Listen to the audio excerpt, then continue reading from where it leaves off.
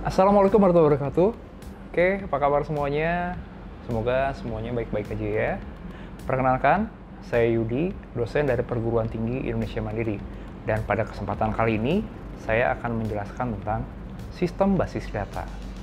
Tapi, sebelum saya menjabarkan tentang sistem basis data, saya akan menjelaskan dulu basis data. Jadi, kita harus tahu dulu apa itu basis data. Nah, biasanya kalau misalkan saya tanyakan kepada mahasiswa, ada yang tahu basis data? Kebanyakan jawabannya belum pernah dengar. Tapi kalau saya tanyakannya, pernah mendengar database? Nah, kebanyakan, oh tahu Pak, database. Ya, tahu database. Nah, tapi begitu saya tanya lagi, database itu apa? Basis data Pak. Oh ya, kalau gitu jadi bolak-balik ya. Oke, basis data terdiri dari dua buah kata, basis dan data. Kalau menurut Kamus Besar Bahasa Indonesia, basis bisa diartikan adalah seperti sebuah tempat berkumpul, ya, atau mungkin markas. Artinya di situ ada tempat berkumpulnya data, ya. Jadi basis data itu adalah tempat berkumpulnya data, ya. Nah, tapi apa itu data? Ya, data adalah, nah ya, kalau misalkan kita berbicara soal data, data juga bukan suatu hal yang asing ya. Biasanya kita kalau berbicara dengan rekan, minta dong datanya, berbicara dengan teman yang lain mungkin, punya data ini enggak? Nah, tapi sebenarnya apa sih data itu? Gitu ya. Oke, data adalah kumpulan fakta ya. Data-data adalah kumpulan fakta, ya, bisa berupa kejadian, bisa berupa nama tempat, bisa berupa nama orang, nama departemen, ya, nama mahasiswa dan lain-lain, ya. Nah, tapi di situ data berupa fakta yang tidak punya manfaat atau belum punya manfaat. Ya, artinya data di sini hanya berupa fakta yang kita dapatkan dan ya sudah begitu saja, ya. Jadi mentah gitu, belum diolah sehingga belum punya manfaat, ya. Nah, kapan data itu punya bermanfaat? Data akan bermanfaat kalau misalkan kita olah, ya. Jadi kita berbicara di sini adalah seperti sebuah siklus. Jadi ada yang namanya siklus hidup data. Nah, dari data diolah menjadi yang namanya informasi. Ya, data diolah menjadi informasi. Nah, informasi itulah yang bermanfaat bagi siapa? Bagi penerimanya. Ya. Jadi yang bermanfaat itu adalah informasinya, bukan datanya. Ya. Nah, kemudian informasi nantinya diolah lagi.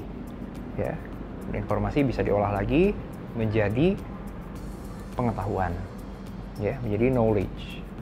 Ya. Nah, knowledge nanti mungkin bisa disimpan menjadi data dan seterusnya, ya, begitu ya terusnya. Oke, saya berikan contoh, ya, dari data menjadi informasi, ya, menjadi pengetahuan. Contoh, saya mengumpulkan nomor WhatsApp dari seluruh mahasiswa Perguruan Tinggi Indonesia Mandiri, atau mungkin akun Instagram seluruh mahasiswa Perguruan Tinggi Indonesia Mandiri, ya. Semuanya saya punya, ya. Semuanya saya follow, ya, walaupun mungkin mereka nggak follow back saya, ya. Oke, semuanya saya follow, saya tahu semuanya, ya. Nah, apakah itu berguna buat saya? Belum tentu. Kenapa? Karena saya hanya punya akunnya saja. Buat apa? Buat koleksi, ya. Ya sudah, buat saya simpan saja gitu, ya. Apakah saya buka? Apakah saya cari informasi dari akunnya? Tidak. Ya, saya hanya mempunyai kumpulan akun-akun Instagram. Ya sudah, itu saja. Suatu saat, ya, ada seorang mahasiswa lagi yang bertanya kepada saya, "Pak, punya akun Instagramnya si A nggak? Ya, punya akun Instagramnya si ini nggak? Ya, Pak, saya suka nih sama si ini, punya nggak akun Instagramnya? Boleh dong Pak kalau punya." Nah, di situ saya punya datanya. Kemudian saya buka, saya olah menjadi informasi bagi yang bertanya tadi. Oh, ada akunnya adalah apa misalkan, ya, siapa misalkan, seperti itu. Nah, bagi yang penerimanya, ya, bagi yang bertanya tadi, dia menerima. Nah, dia menerima informasi dari saya. Artinya informasi yang didapatkan oleh mahasiswa yang bertanya pada saya tadi itu menjadi data yang bermanfaat, jadi informasi, punya manfaat. Bagi siapa? Bagi si ya tadi yang bertanya pada saya, ya, pada mahasiswa yang bertanya tadi. Nah, dari informasi yang dia dapat, nah, mahasiswanya sudah punya informasinya, ya, mahasiswanya sudah punya informasi tentang akun Instagramnya apa, ya. Nah, mulai di situ diolah lagi sama si mahasiswanya, diolah apa? Cari tahu, ya, cari tahu dari informasi yang didapat, mencari tahu si pemilik akun Instagramnya ini. Oh, sukanya apa, makanannya apa, kesukaannya, warna favoritnya apa, rumahnya di mana, mungkin biasanya nongkrong di mana. Nah, menjadi pengetahuan bagi siapa yang tadi bertanya pada saya, ya. Jadi pengetahuan, gitu. Dari pengetahuan, ya mungkin dia bisa simpan lagi. Oh, saya dapat nomor handphonenya, tanya, ya, disimpan jadi data lagi. Oh, saya punya tahu nih makanan favoritnya apa, misalkan bakso, ya sudah, saya punya data, ya sudah, ya, data makanan favoritnya adalah bakso, ya. Apakah diolah jadi bakso? Enggak, hanya disimpan saja, artinya kan jadi data lagi. Nah, itu satu contoh lain, nah ini yang paling banyak nih. Biasanya kalau misalkan di kelas, ya, kuliah di kelas, setelah dosen menerangkan, ya, setelah dosen menerangkan mata kuliah, biasanya mahasiswa suka, Pak, boleh minta slide-nya nggak? Pak, boleh minta PowerPoint-nya nggak? Nah, seperti itu, ya. Nah, biasanya dosen, oke, silakan, ambil saja. Boleh minta, boleh pinjam flash disk-nya, nanti saya kopikan ke dosennya, ya. Dikopikan ke dalam flash disk. Nah, pertanyaannya, begitu dikopikan, setelah selesai dikopikan, diberikan lagi ke mahasiswa, apakah slide itu dibaca oleh mahasiswa? Saya rasa belum tentu, ya, Begitu sampai di mahasiswa, mungkin ya sudah disimpan di flash disk sampai kapan? Ya, sampai nggak tahu kapan, ya, sampai mungkin nanti dibuka lagi. Kapan dibukanya? Ya, kalau ingat mungkin, ya. Nah, disimpan jadi data. Itu juga kalau misalkan flash disk-nya nggak kecuci, kalau flash disk-nya nggak hilang, gitu, ya. Nah, dari data, ya, tadi data yang disimpan di flash disk tadi diolah. Kapan diolahnya? Minimal pada saat ujian. Ya, biasanya mahasiswa gini, kalau ujiannya close book tetap aja open book. Pak, tapi saya nggak open book, saya open gadget. Oh ya, oke, ya, sama aja, ya.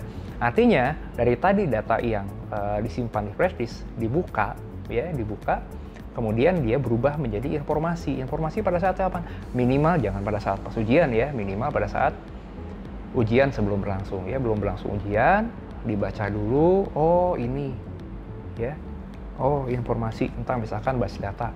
Oh, basis data adalah ini dibaca, ya, kemudian sampai dihafalkan.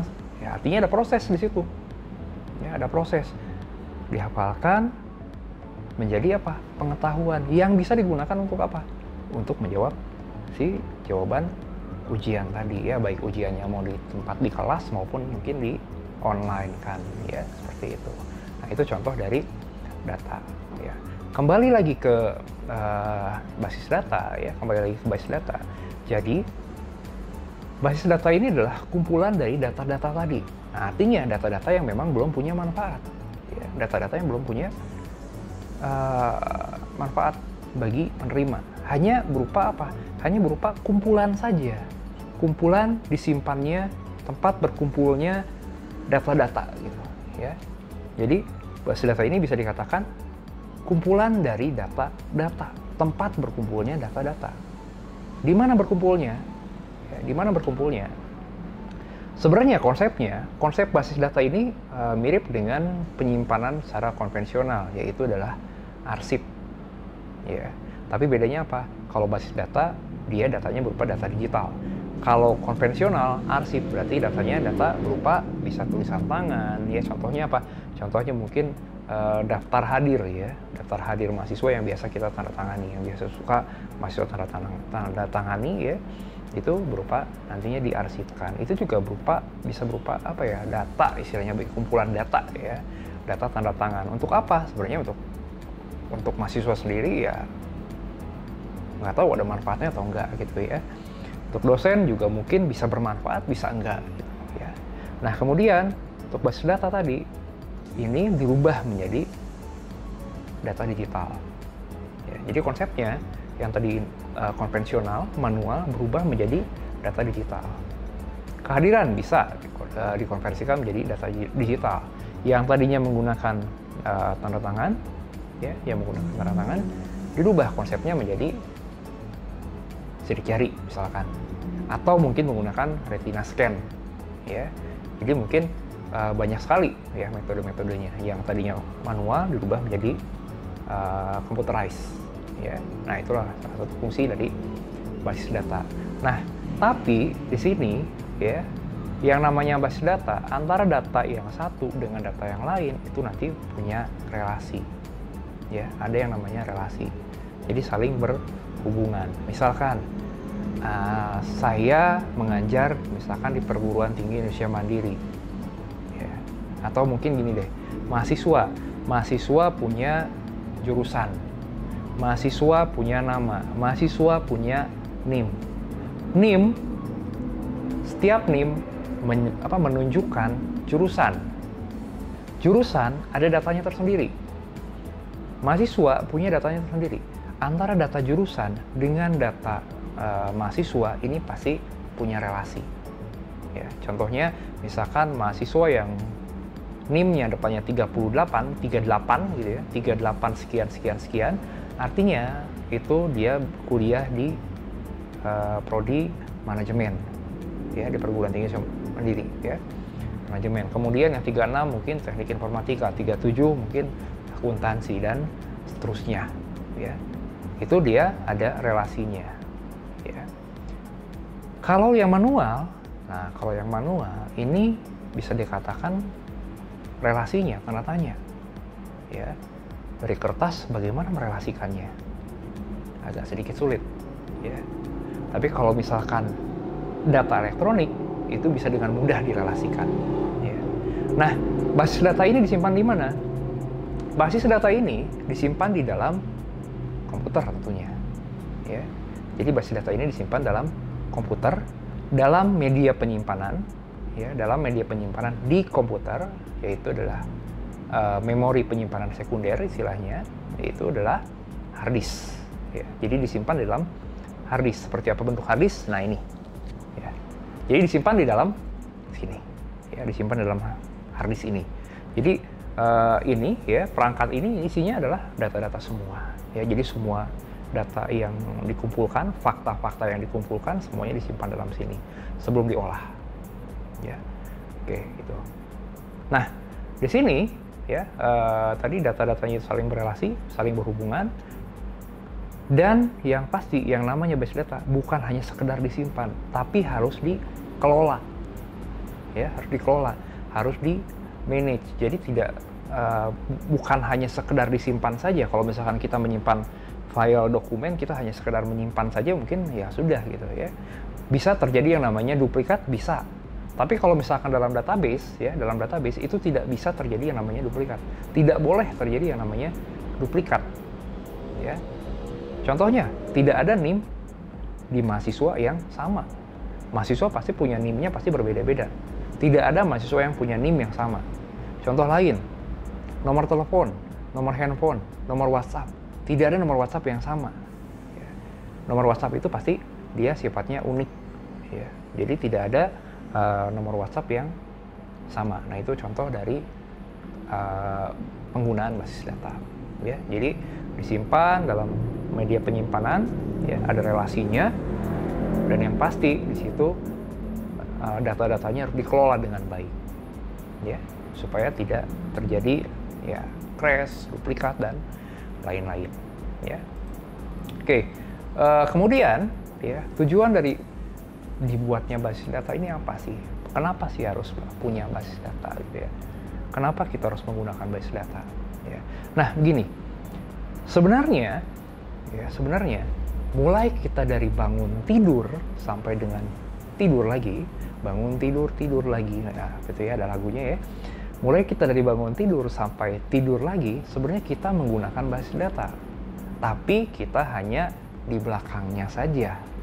Ya, kita tidak tahu di mana disimpannya basis data tersebut, di mana data itu berada.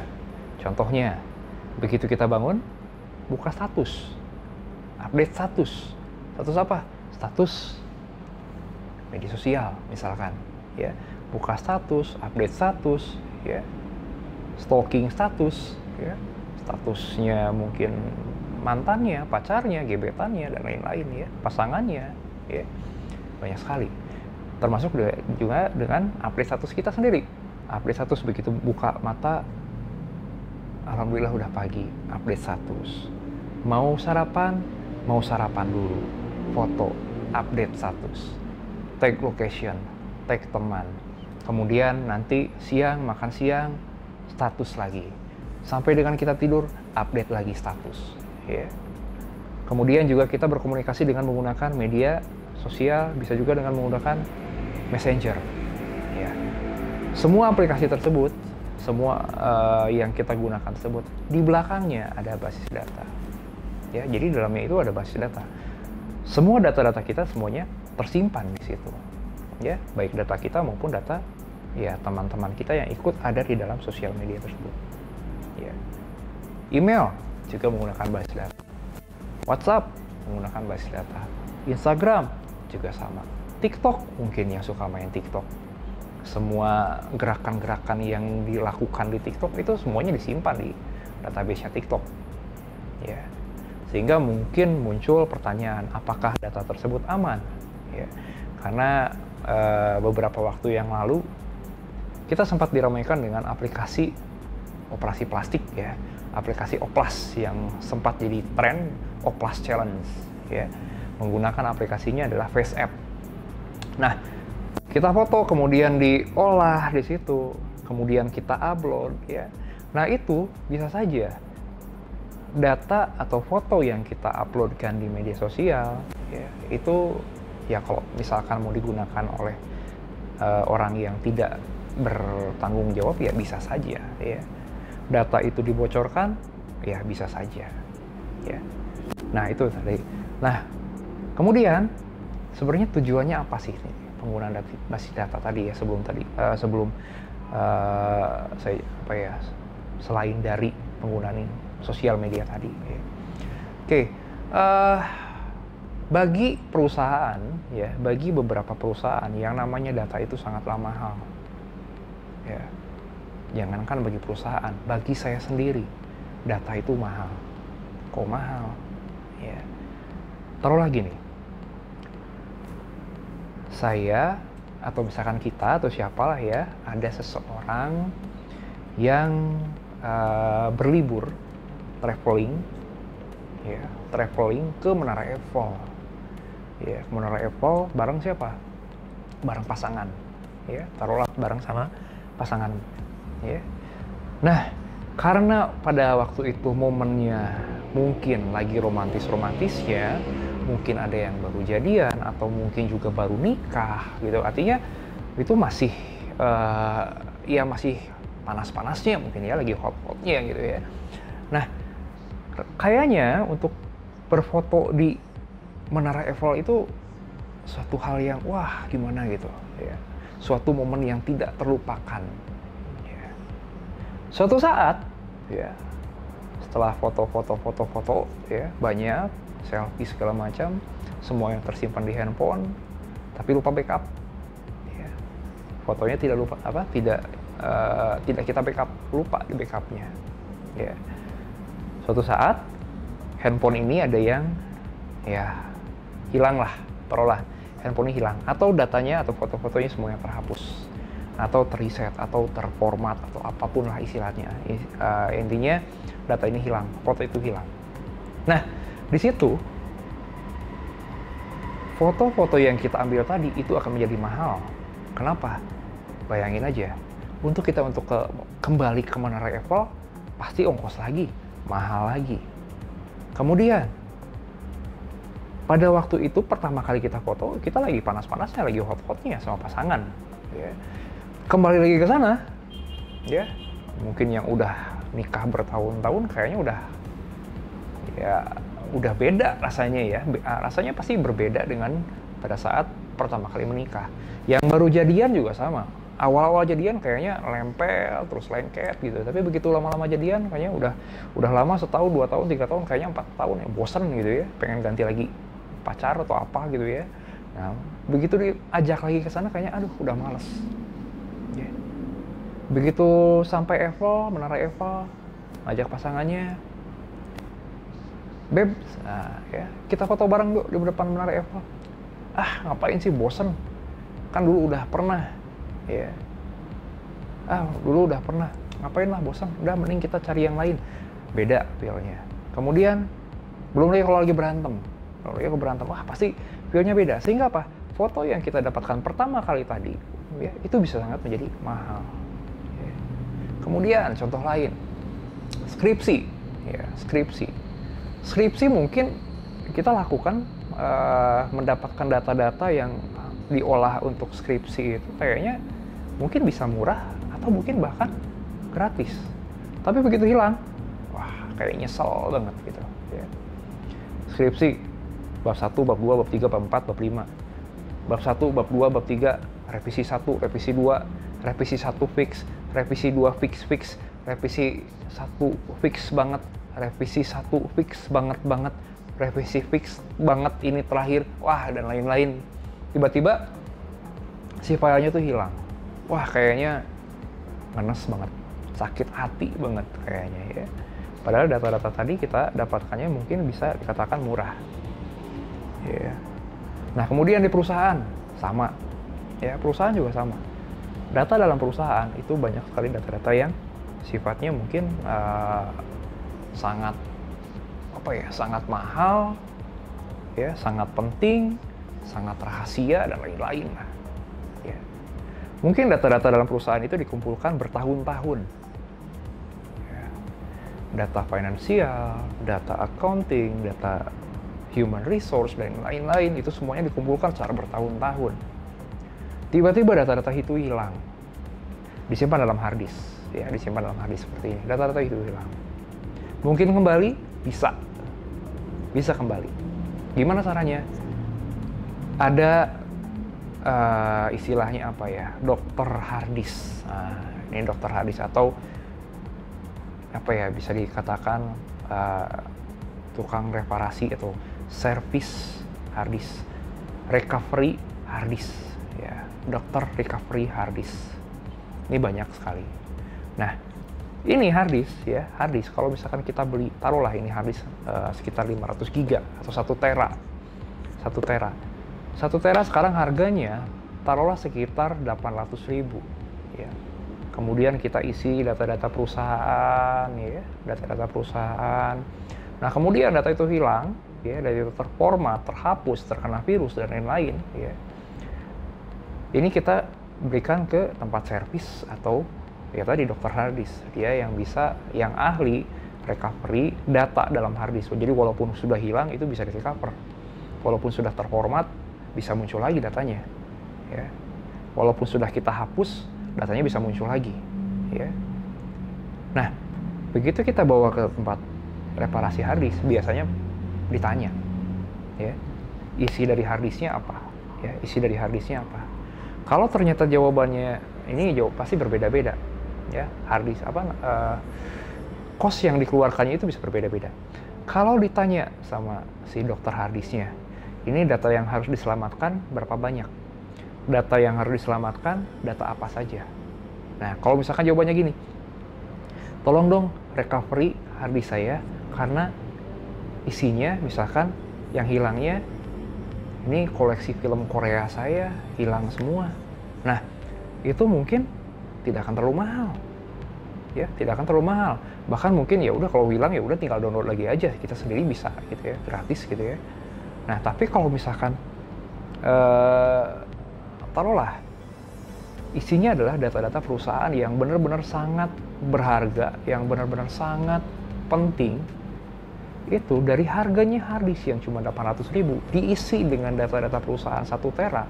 Tiba-tiba ini bisa menjadi cost untuk recovery-nya bisa mencapai jutaan bahkan puluhan juta. Kalau saya sih mending beli harddisk lagi aja ya. Ya, harddisk 800.000, recovery harddisk puluhan juta. Ya, mending saya beli komputernya aja lagi gitu ya. Nah, itu tapi ya itulah data. Itulah data. Sepintas mungkin kayak yang ini data kita dapat dengan gratis. Tapi begitu hilang, wah ini harganya luar biasa.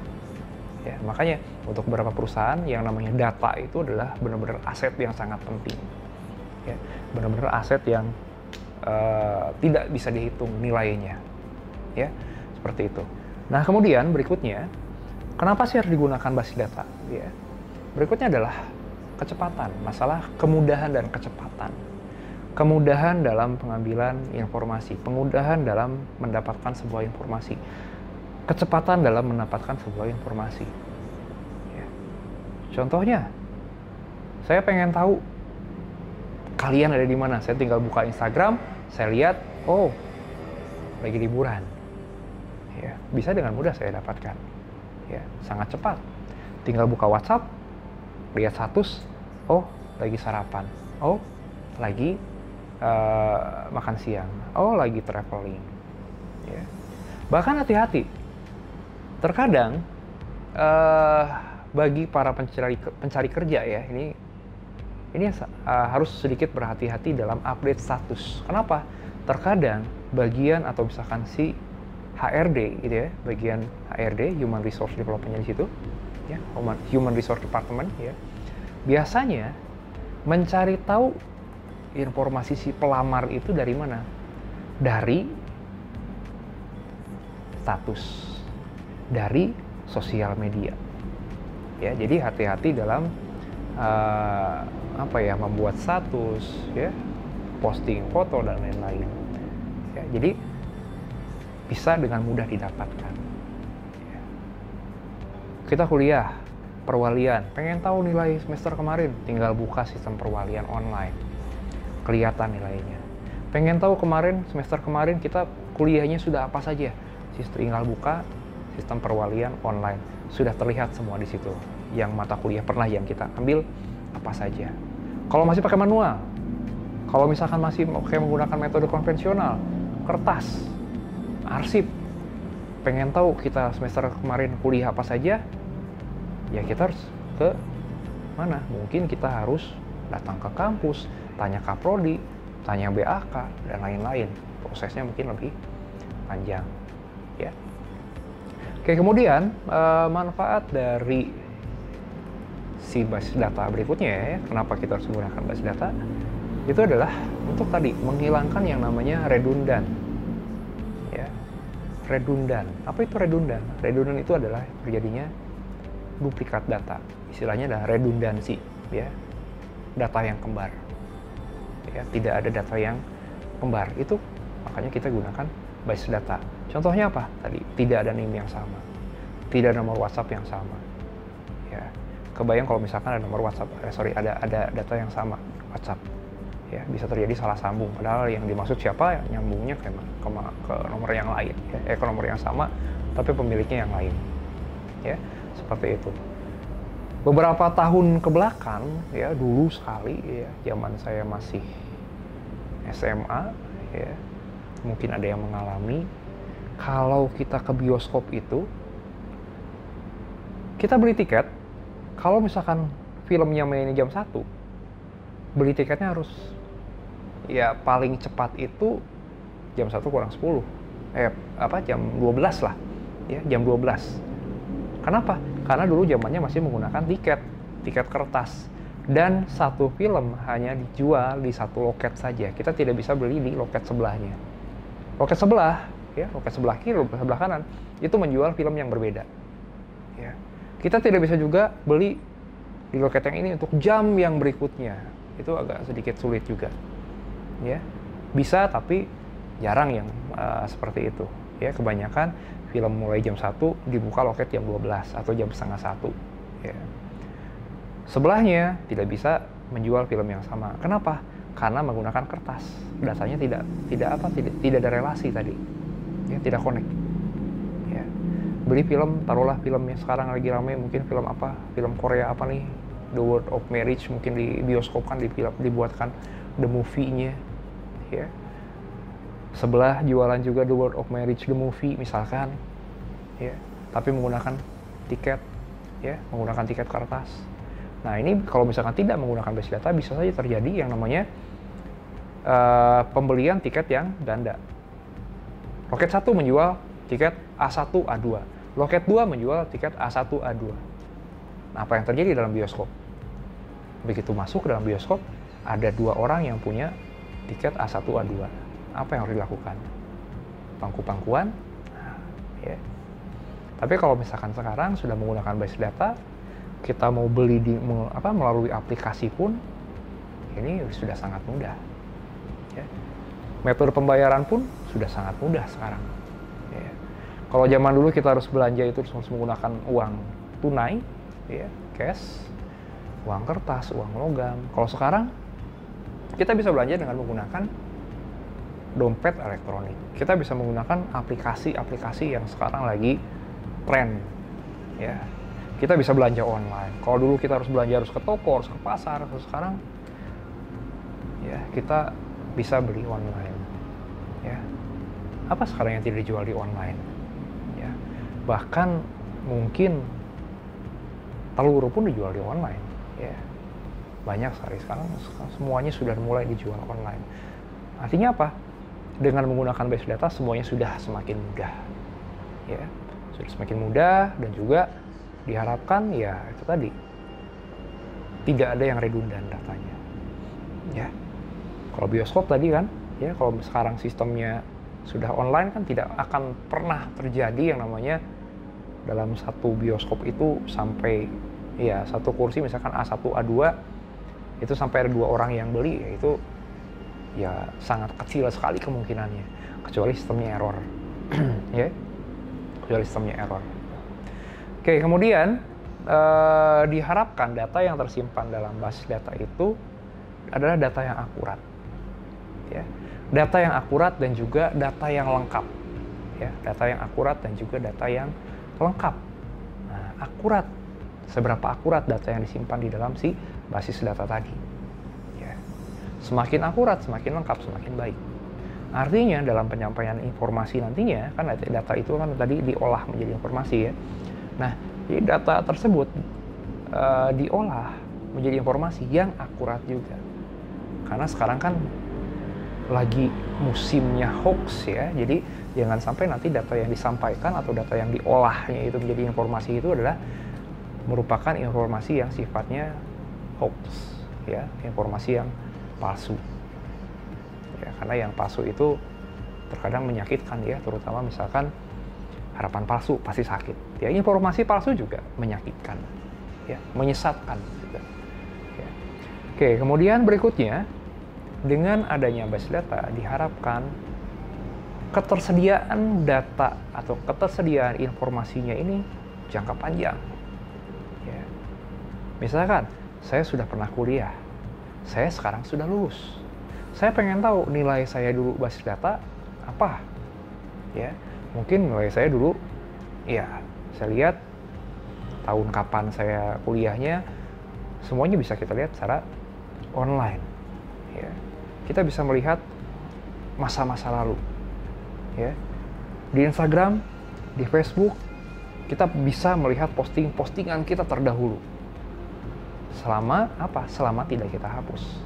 Artinya, dengan adanya basis data, ketersediaan datanya ini terus berlangsung. Ya. Kita bisa melihat ke belakang, kita bisa lihat masa lalu kita. Ya, walaupun terkadang masa lalu ya menyakitkan juga ya. Ya, bisa jadi pelajaran bagi kita ke depannya supaya kita bisa memperbaiki kehidupan kita. Dari masa lalu kita bisa lihat, wah ini kita dulu seperti ini, sekarang kita seperti apa gitu ya. Kita bisa lihat data-datanya ada. bagaimana kita berkembangnya, itu kita ada data-datanya, ya, karena semuanya disimpan dalam basis data. Kalau mau lihat aja, buka saja di sosial medianya, buka saja Instagramnya, scroll sampai paling bawah, ya, scroll sampai paling bawah, lihat dulu kita seperti apa, ya, apakah ya masa lalunya cukup kelam, apakah memang sudah bahagia dari dulu, ya, kita bisa lihat di situ semua. Selama apa? Selama postingannya tidak dihapus, ya, selama postingan terdahulunya tidak dihapus, kita bisa lihat scroll bawah. Artinya ketersediaannya akan selalu tersedia, gitu. Ya. Oke, kemudian dengan adanya basis data diharapkan penggunanya merasa aman, gitu. Karena apa? Dalam basis data ini ada yang namanya sistem keamanan tersendiri, ya. Jadi diharapkan security-nya ya bagus, gitu. Ya. Keamanan sistemnya bagus, gitu. Jangan sampai bocor, ya. Tapi masalah security ini kembali lagi ke pengguna, ya, ke pengguna. Kenapa? Contoh misalkan yang namanya ATM, pasti dikasih namanya PIN, personal identification number, tapi PIN itu kita berikan ke orang lain, ya, kita berikan ke orang lain. Nah, orang lainnya bisa saja menyalahgunakan, ya. Jadi judulnya personal identification number, bukan public identification number. Kalau public ya silakan disebarkan, kalau personal atau private ya cukup kita sendiri yang menyimpan, ya. Jadi kembali lagi ke kita, ya, kembali lagi ke penggunanya. Kemudian apa lagi? Contoh lagi, saya sering kali dihubungi oleh taruhlah asuransi, ya, pihak asuransi. Padahal saya tidak pernah berhubungan dengan, ya, perusahaan-perusahaan tersebut, gitu. Tiba-tiba ada yang menghubungi saya, ya, Pak, saya dari perusahaan asuransi ini menawarkan bla bla bla bla bla, lengkap dengan data-datanya saya. Dapat dari mana? Artinya ada ada orang ketiga di perusahaan. Ya, mungkin saya berlangganan pasca bayar, data saya dijual oleh orang ketiga yang ada di dalam perusahaan itu. Yang biasanya orang ketiga itu memang merusak, ya. Nah, ini dijual sama orang ketiga ke pihak lain, pihak luar, ya, dijual dengan, ya, mungkin lumayan, itu data itu bisa dijual. Cukup mahal juga, ya. Saya dapat info dari beberapa rekan saya yang namanya data-data perbankan, yang namanya data-data ya sifatnya nasabah seperti itu, ya. Customer itu bisa diperjualbelikan dengan harga yang lumayan, tergantung dari seberapa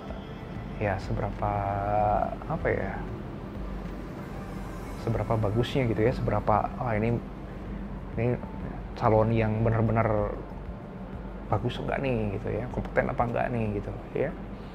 Nah, ini harganya bisa berbeda-beda. Nah, itu. Jadi kembali lagi ke si penggunanya. Sistemnya sudah bagus, tapi ternyata ada orang yang merusak dari luar, ya pasti bocor juga, ya.